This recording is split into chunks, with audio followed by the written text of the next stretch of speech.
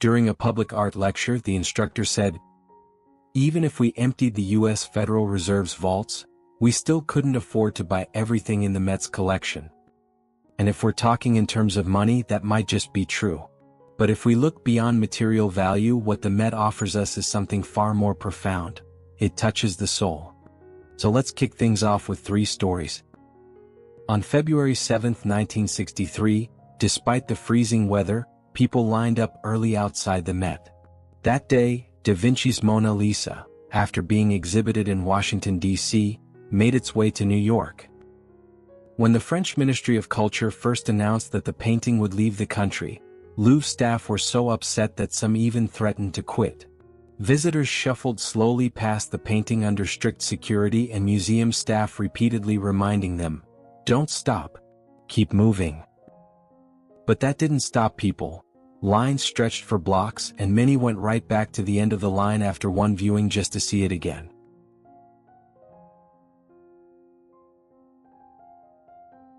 To give students a chance, the Met opened 1 hour early every day for school visits, with all staff taking turns to help out.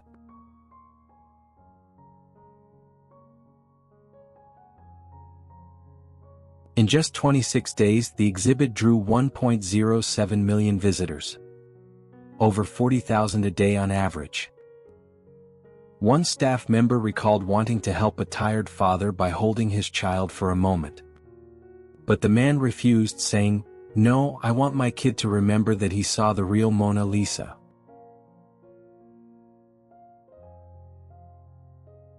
Story 2 also involves the Mona Lisa. In 1832, an American art student in Paris visited the Louvre daily. From over 1,300 artworks, he selected 39 masterpieces by 22 great painters, including Leonardo da Vinci, Raphael, Titian, Rubens, and Rembrandt. He painstakingly copied them into one enormous painting he titled Gallery of the Louvre. He worked on it for nearly 2 years and just finished before the museum closed for the summer of 1833. To save time, he painted only the canvas areas in the museum and added the frames and background figures later. In October of that year, he brought the massive artwork back to New York and displayed it at a bookstore on Broadway. It caused quite a stir. One review said, "These great names form a constellation, they shine with brilliance." Another wrote, "Before seeing this piece, we had no true sense of who the great masters were." The painter? He later went on to invent Morse code and the telegraph, Samuel F.B.'s Morse.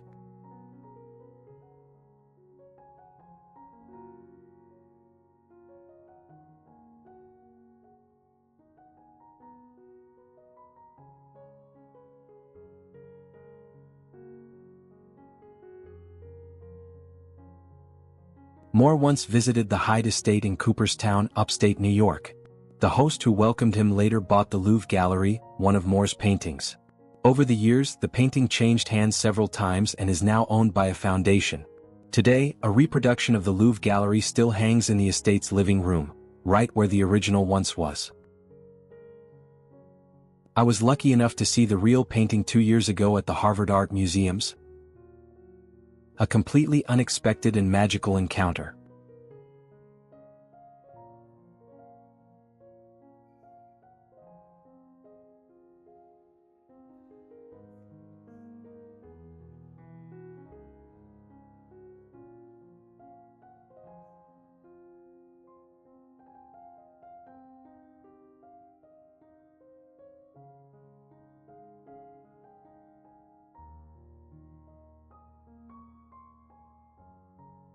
Story 3.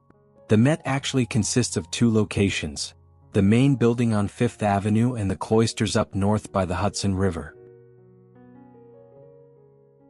Back in the 1930s, many European monasteries and churches had fallen into disrepair. Collectors and dealers acquired lots of artifacts and needed a place to store and showcase them. The Met decided to build a medieval-style museum just for this purpose. Junior Rockefeller got interested.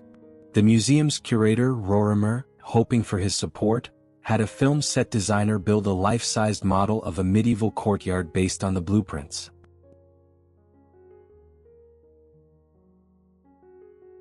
Even during the Great Depression, Rockefeller ended up donating the land and the funds needed to build what is now the Cloisters. Rorimer later recalled a visit to Rockefeller's home to discuss the plans. As the meeting wrapped up, Rockefeller handed him an envelope saying, "I was going to mail this to you, but since you're here, I'll give it to you now." Rorimer noticed something funny. The stamp had just been peeled off the envelope. At the time, costs for the new museum kept climbing as they strove for perfection.